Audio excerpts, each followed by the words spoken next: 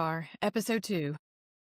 I need some help. So today I need you to put on your therapist hat and talk me off the ledge because I'm gonna just lose it on my kid. I'm really struggling with one of my children has developed this fear of flying.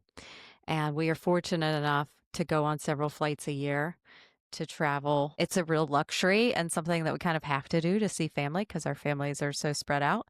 And we had one turbulent flight in August. Very turbulent, I'll give him that. Like it was scary.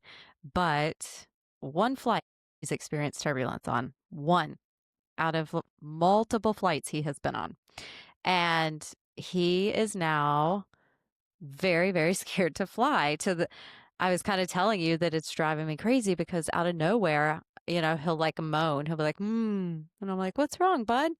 He's like, when do we fly out to Colorado? And I just, like, at first I was very sympathetic and empathetic. Like, I got it. It was scary. So I found this great video from this pilot that explains turbulence, like, in a very kid friendly way and why. I mean, honestly, the video helped me, and why it's actually not something to be afraid of. We flew for Thanksgiving down to Austin and back, had 4 beautiful flights. And the fact that he's like continuing to overthink what it's going to be like on these flights and are we going to experience turbulence or is something bad going to happen, like he's perseverating on it and it's starting to drive me a little crazy because I feel like at Mhm. this point he's like choosing to think about it and like letting it ruin the moment. We can be doing something like watching a movie and so I need some help with this because I'm really getting impatient about it. And the holidays are among us. We are flying in a week from today, and I need some tips. I need some ideas. I'm I just need some help. tapped out. Well, it's exhausting whenever you're the helper in the situation. And again, like you said, you've been very empathetic, very supportive, shared how you also felt about the event. And then and you've had now other experiences since then that Right. are learning based to provide comfort. Right. Well, like what else can I do? I think that's where sort of the frustration comes from. I'm like, I don't know what else to do. What are you afraid of exactly? I think, and maybe that's the bigger question. Yeah, I mean, that's significant in and of itself. If you have someone in your life who is usually okay, and then all of a sudden they have this shift where for whatever reason this one thing isn't, that emotion associated with that event is just amplified to a point that he can't even use his baseline skills in order to, wrap his head around it. So it's bigger than him at this point. Yeah, I kind of just had an aha. I don't know exactly what you said. The emotion that he Hmm. has kind of attached to it, like it just kind of ahaed in me that it's not really like the fear of the turbulence. It's really that fear of like how scared he was in that moment. Because it was Right. one of those, I mean, where we were up to, I mean, it was a lot. Yeah. So, when any of us, adults included, get stuck in these overthinking patterns, it's not so much the situation that we're trying to avoid or figure out. Oftentimes, you know, it's the emotion that is just making that swirl even more aggressive and drowning. And so it's all the emotions that get associated with that event. And that's why we can't think our way out of it. A lot of times we think that if we sit there and focus on it a whole bunch, then we're going to get out of the loop. But thinking plus thinking doesn't help it. It doesn't equal anything except more thinking. And so it's not working. We're not going to get there.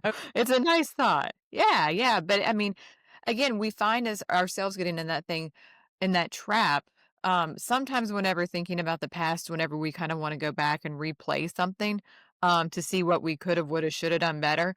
Sometimes it's about just a current situation we find ourselves in and aren't really pleased with it, but we don't know what to do in that moment to kind of get out of it.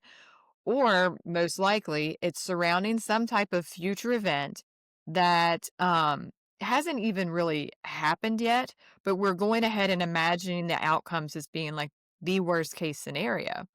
And the problem with that is that not only are we thinking the worst case scenario, but the other piece of this is that we don't know how we're going to cope with that worst case scenario. And so then that serves as like a compounding factor on top of it. Yeah. Yeah.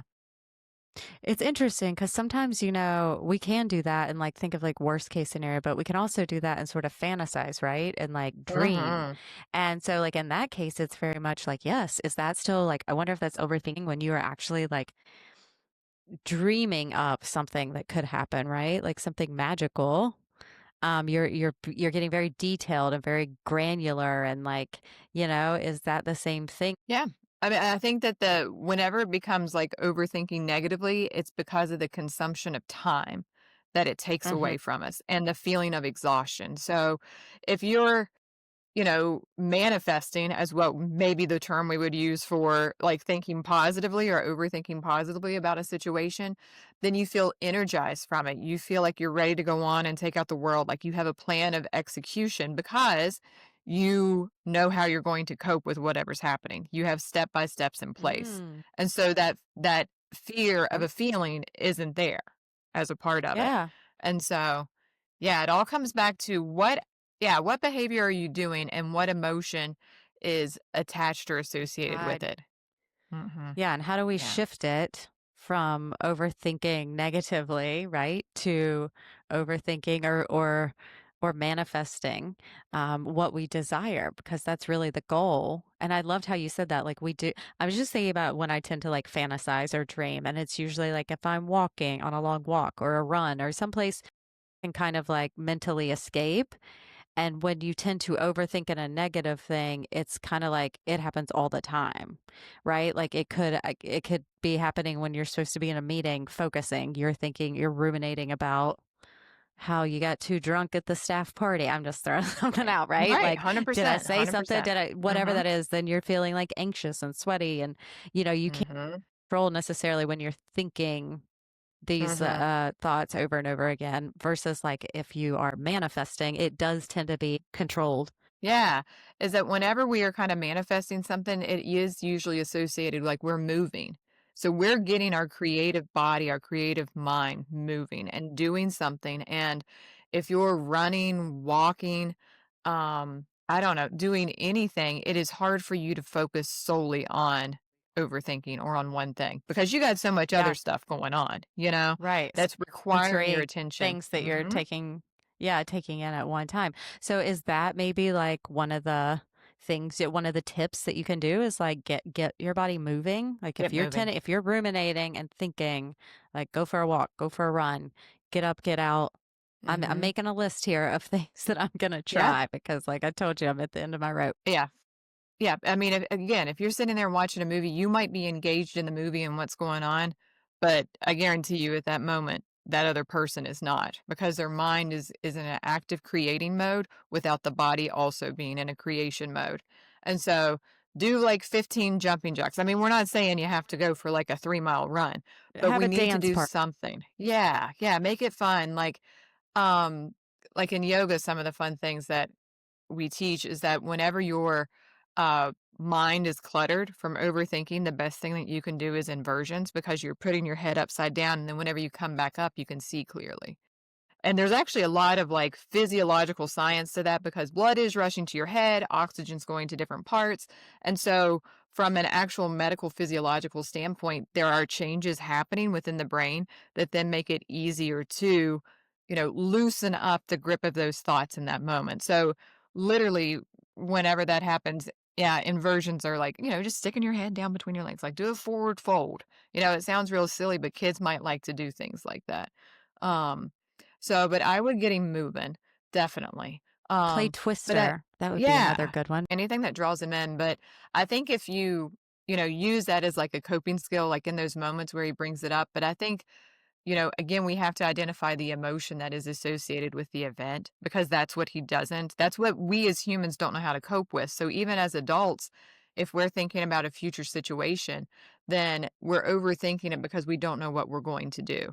And so I would sit there and, um, I like to, can't spell, but I like to write. And so whenever I have, still can't spell for shit. 43, not there yet. Not on the priority list. I'm fine with it, and everybody else just That's needs to right. accept that too. People can make out what the hell you're trying to say. Right, it's fine. Um, but I'd write on, like, a big piece of paper, like, whatever that feeling is. And I mean, use it like a Google if you want to, like, a feeling wheel. Those are Mhm. really great. A wheel of feelings, sometimes is what it's called. We need to get out, like, another set of feelings because that'll help us to kinda nail it down. For Jack, like, let's say, has he ever seen the movie, A Night at the Museum? Okay. So there's this great scene in it where I think Ben Stiller is being like pinned down by a whole bunch of little tiny people, right? Do you remember that? No, but go on. Okay. I'm All guessing right. I'm getting there. go on. Follow, trust the process. Um, so, anyways, these little tiny people, like I think they're like little miniatures or whatever, are pinned him down. And that what this represents is the emotion is what Jack is struggling with. So we need to pin down whatever emotion that is. And so let's say that is like a fear of death. Yeah, but a fear specifically of what? Like, you know Probably. what I mean? Like, let's get that down. Yeah, and then, again, maybe that's in the middle of, the piece of paper, and then out from it, you draw other bubbles. So what would that mean? What does that look like? Like, go ahead and just start to nail that down first, and then we can work on kind of generating some greater solutions or coping skills based upon what he comes up with, or even having draw it since he's so artistic. Um Mhm. I have a kid that's yeah, she's a really great drawer, and so if we were doing an exercise like that, I would be like, "Well, let's draw it out." Like, let's sit here and do it that way, or, even if you don't, like, I will draw it while she's talking. So, I'll draw what she's saying on a piece of paper, so that way she can then see what it looks like, not only, from somebody else's hand, but what her words kind of turn into action through that process. So Okay. totally do some of I that like that stuff. idea, especially if you've got a creative person. Mhm. And some people, drawing is very soothing to them and a way to like free flowing, kind of like, or someone that likes to write even, I could see that being helpful. Um, what I try to reiterate to him all the time is that worrying about something in the future, um, really have no control over is the only thing it does is rob the joy of the moment that you're living in because you're not able to really experience and be present. And so for me, it's like it's the waste of time and trying to um get that across to him of like worrying about this is doing nothing but wasting your time. And listen, kettle black right here. I have practiced this my whole life of worrying about the future. I mean, if somebody could write a book on what worrying is like, that would be me. Because that's all I've ever known is, like a Yeah. baseline of anxious ridden thoughts. And so, and I was very similar as a kid, often worried about death, sadly. So Yeah. anyway, um, all that to say, I know before you have talked about like putting a limit, like saying it's okay to worry about something, but we're only going to worry about it for this amount of time. Is Yeah. that's right? Like almost time, like you have 5 minutes to, is that just like worry about it internally to like get it all out? We're going to talk about it for this amount of time and then we're going to not talk about it anymore. How can I use that like time element? What I would probably do is, I would set an exaggerated time for it. So I'm not talking 5 minutes. You need to sit here for 20 minutes and maybe pair it with something that you know that he's gonna wanna do later, like play a video game. And if he wants to get up because he said he's already done worrying about it, the answer is no. We're gonna sit there and you're gonna worry about it for the entire amount of time. And that means you can draw about it, you can record yourself talking about it so that way you can hear your thoughts. We can sit here and talk about it, or you can just sit there because I want you to see how, like, again, long this is taking. And the other thing is that he's probably not thinking about it that long. It's just whenever he does, it's really intense, which is why he has some type of like verbalization that comes along with it. And then he's able to kinda get it out of his system most of the time within, like, 10 minutes. And so I would, like, double, maybe, like, 25 minutes. We're gonna worry about this for 25 minutes straight, and we're not going to be done, and you can't move on to the next thing until we've sat here and worried about this. He's gonna get tired of worrying about it. And if he starts to, then I'd push the button even harder. Like, again, this is kind of like a different technique. This is almost like if somebody has a fear of like spiders, for example, like behaviors used to like flood them, right? And so we had a patient one time in, I don't know, residency that was afraid of buttons for some reason. Um, and so whole room full of buttons, and you're just going to have to, we're going to desensitize ourselves to this experience. And so that works. Um, Okay. That I yeah, I think the hardest part for me will be in like a compassionate tone because I know I almost instantly get annoyed now when it's like, oh, like I know what it is, right? Like now mhm. I'm like Pavlov's dog. When I hear that moan, I know that that's what he's thinking about. And so Yeah, the I'd hardest thing pass for off the me is dad going to on be that like one. reining my face in and my tone in that Yeah. moment to be like, we're going to take 20 minutes. You know what we're going to do, bud? We're going to sit down and for 20 minutes, we're going to think about this and we're going to worry about this for 20 full minutes. I'm going to Mhm. have to really practice that Yeah, because or otherwise it's going to be tag like, team you know it. what we're going to do? We're going to Mhm. be here for 20 minutes and moan all you want to, you know? Yeah, but I don't even think honestly, though, I don't even think that that would be wrong because he's still gonna have to do the act. You know what I mean? So, again, it's the time spent that he's gonna spend focused on that, Yeah. that And you know seeing what how I mean? much It's time gonna is.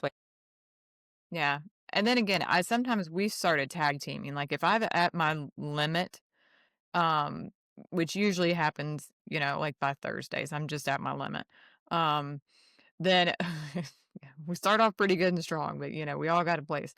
Then it's tag team time. Like, I'm not able to do Yeah. this right now, so, To you know get the patient. yeah, yeah, and I think that that's healthy too, and I think that, again, allowing other parents or people in your life to also be the comforter keeps you from getting to that exhaustion point because then you're not becoming the solution to their problem. And that is the last thing that any of us want to do is to become the solution to somebody else's problem. So, Yes, you don't want to become the solution. I do, I also want to make the point of like this isn't the first thing that I'm trying to do, right? yeah, I've right. tried the compassion. I've tried, like the Everything. practical. This is what this means when you feel bumps and turns and things in the air. Like I'm not going straight to the you're going to sit here and flood yourself Mhm. thoughts Right. of fear, but to you get to a point where you're like at some point they have to develop coping skills of their own because right, like at some point they're going to experience turbulence without us there to hold their hand and comfort them and help them feel better, and that is maybe one of the parenting is trying to help them build those coping skills without doing Mhm. it for them. Yeah. um, I mean, I think we all struggle with it. If you're a teacher or educator, you struggle with that even with students who love this idea of like, you want to worry about this, have a seat. Worry our Tails little off. heads off. Yeah. It's just like Mhm. because it's hard. And I think we could all benefit from this because adults, I still ruminate about things. Like sometimes I'll have a conversation and then I'll spend 30 minutes being like, did I overshare? Did that come out the right way? Did I talk too much? I mean, I assume a lot of people have these same thoughts, but that's still a form of overthinking. And I think that you got to get to the core of the emotion. I love what you said. Like, what is it that you're really ruminating about? Mhm. Am I enough? Right. I mean, those are the core feelings that under. Mhm. Mhm. Well, and then with that, I would, whenever you whatever everybody feels like they're ready, you kind of got to take it to the next step. And then, well, what if everything goes wrong? Then what? Then what? And let's say he says, and then we died. Then what? If we're going to go down a rabbit hole, we're going to the bottom of the hole.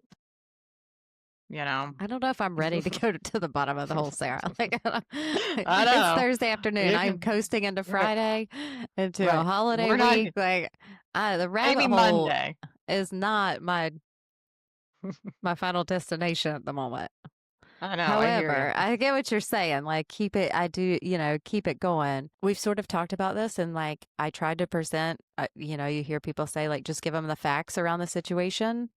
And, and I felt like that's what I was doing, by like Yeah, this whole, I mean, it really is a great video. I should find it and link it on the website because if you're somebody that's ever been afraid of turbulence, this breaks it down into a way that even my brain could figure out and like reason with. it is, and that might be I wouldn't throw that out as, like, a tool, again, we wanna keep it in the tool shed, because that might Yeah. work for a different situation.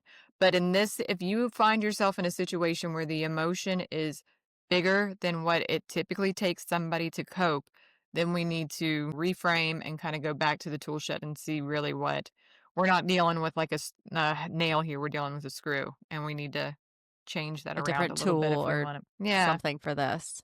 So that might be a better tip if you're like someone who ruminates or overthinks about um like worry. I'm just gonna this is like the first thing because I used to be this way early in my Mhm. relationship with my husband, like worrying that he was gonna cheat on me while he was out of town. Mhm. And like you Def. do start look for like little like almost like clues that you're right about this thing that you have made up in your mind.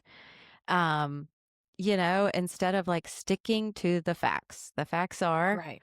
he is working and he called you, like sticking to the facts instead of just making shit up and then looking for things to back up these made up thoughts. Mhm. That might be a better use of that particular tool. Yeah, and don't attach an emotion to them because then it's no longer a fact. Um, Yeah. It's wild how I our thoughts can really like evoke these emotions and be mhm. totally like made up thoughts, right?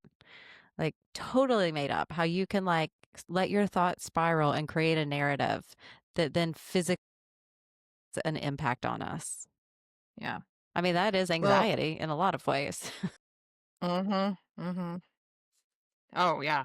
There's, a big whatever, it's a neuro kinda psych book, neuro-emotional, kind of like intelligence books, and it talks about how the brain is a creator and a predictor, and so it is always looking for things to create and predict, and whenever we get seated, whenever we're laying in bed at night, whenever we're not active or we haven't gotten that activity out of us throughout the day through something else, then our brain's battery still is full.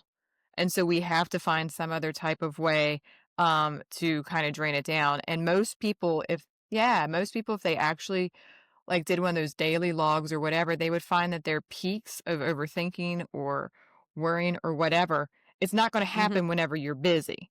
It's only going to happen whenever you're stagnant. And it's likely because you have a lot of juice left in your brain that it needs to kind of get out that it did not get out throughout the day, or your body does. And now it's manifesting in a form of arousal. And arousal's quickest way is emotion. And so, Hmm. So interesting. yeah, it's When you fun think about stuff. it. Mhm. So we've got so far, just to recap, I'm just doing this for myself as well, that we're going to try setting time limits, Mhm. um, to think about whatever it is you're ruminating about. Get moving, move your body in some Mhm. way when you start to spiral. Stick to the Always say, facts. yep, stick Yeah. to the facts. Yep. Facts, quit creating a narrative. Is there Mhm. anything else that you can, I mean, those are three great ideas right off the rip, but anything else? I mean, I think whenever we're overthinking like that, we're also rehearsing statements in our head. Mm, And then they just become like a memory instead of like a fact.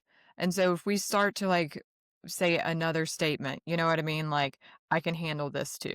If I feel this, then I am still okay. You need to have some type of like grounding statement you can go to. And most of the time, the person mantra. has to kind of create that. Yeah, like a mantra.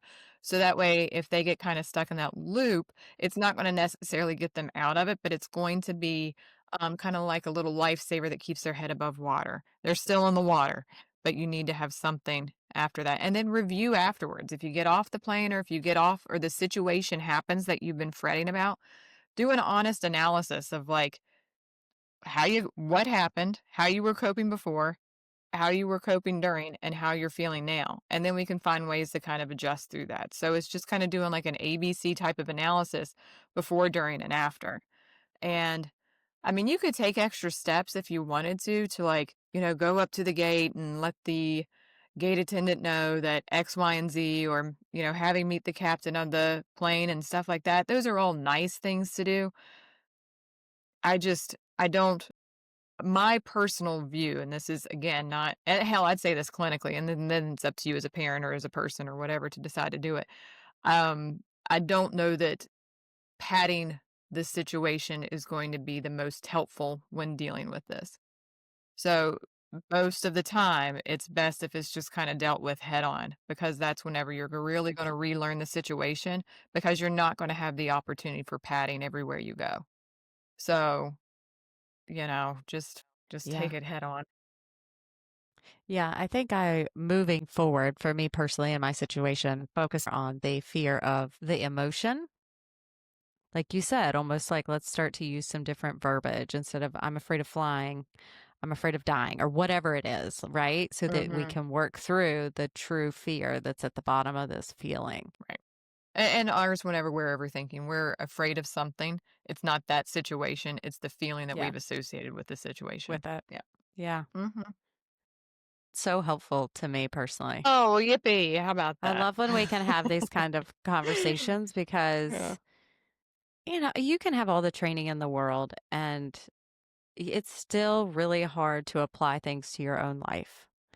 It's every so day. much Yeah. easier to apply it to somebody else looking from the outside. If they would just do Mhm. this or, do the, I just find it really hard sometimes to help myself. Yeah, we're the worst patients. I mean, that's what everybody says. We're really good at diagnosing things from an outside and then telling other people how to do it, but then working on it and doing it ourselves, it's a different ball game. Different ball game. That's where the work really Mhm. starts. Once you stop rehearsing and making up these narratives, just how freeing that is, you realize how much wasted time can be spent Yeah. chronically overthinking things. Mhm. That's it. So, Yeah. there we go, folks. Well, I got my list. I'm going to give it a go. I'll report back to y'all. And yeah, until next week, I think that's all we got. That's all we Wireless. got. Done. Out.